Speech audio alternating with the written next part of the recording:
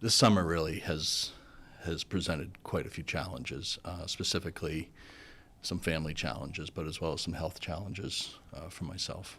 And I am announcing that I'm starting the process this evening to withdraw from the general election going forward. It's been a pretty tough decision to have to make, and I'm really doing it for myself, but it's the best thing for me to do for me and my family. And so over the past couple weeks, I've been kind of on this decision path as to what it was that I was going to do, move forward or not. And I started to share a little bit of this with close confidants and advisors. I was really wrestling with the decision. And through those conversations, an individual came to me, knew the situation, and came to me and said that since there is a process in which if I were to withdraw, that creates a vacancy, and that vacancy can be filled, that they would be proud to step up and serve in the role of challenging for the state rep seat. And so I wanted to share with you that fellow resident, fellow counselor, husband, father, youth sports coach, small business owner, John Simmons, has proudly agreed to step up into this role. And for me, that really meant a lot. John's been a friend for a few years, and we've gotten closer as we both served together on the town council. And part of the thing that I was wrestling with was I was hoping that someone that shared my level of commitment to the town, love of the town, overall good individual would step up. And for me, that was a tremendous relief that he would do that, and I'm really proud that he would do that. So this evening, tonight, on your program, I am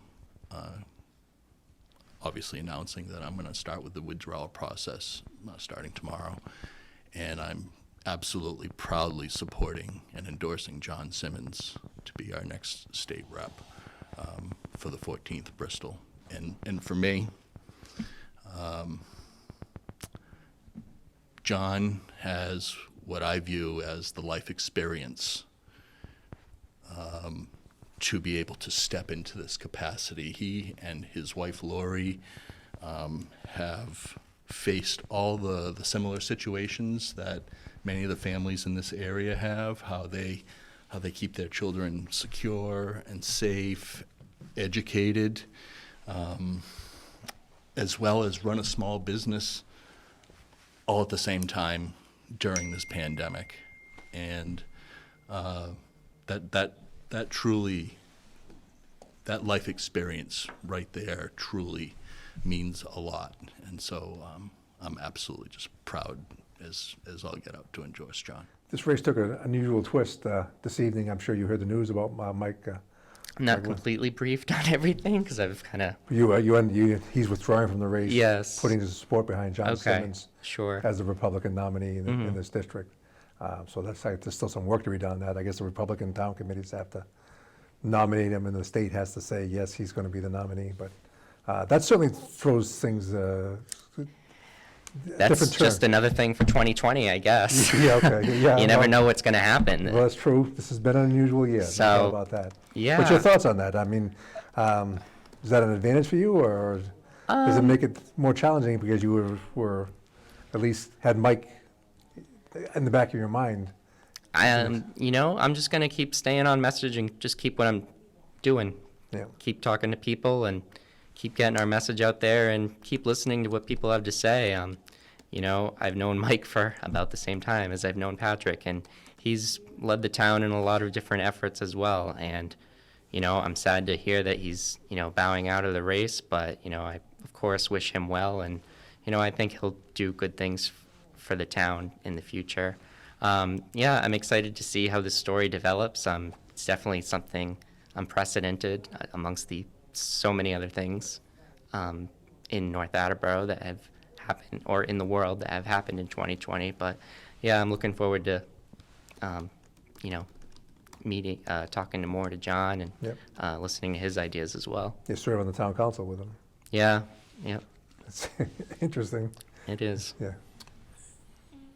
I have to ask you this question, and I don't want to put you on the spot, but if this were a town election and someone dropped out, people that support him wouldn't be able to name someone to replace him.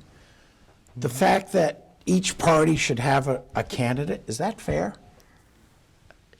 Peter, I need to take some time to look at the details of all of this and look at the logistics and laws around this situation before I give you, a definitive answer on that, because I've never heard of that happening, ever.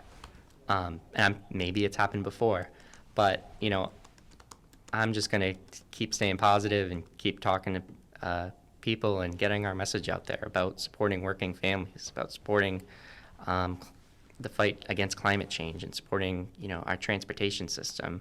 But, I need some time to look at the laws and regulations about that. October 6th, 6:30 p.m. North TV is planning a debate, same as the last debate. State representative candidates at 6:30 p.m. and the state senate candidates at 8 p.m. Hopefully, you're available, Yes. and you'll be comfortable with the format. And I Sure. think I found something of yours. Okay. Did you lose this? What is it? It's part of a shoe. No, I No? don't think so. Somebody came in here and they were sitting here and they lost Here part was of a you. shoe. Yep. I thought for sure it was you.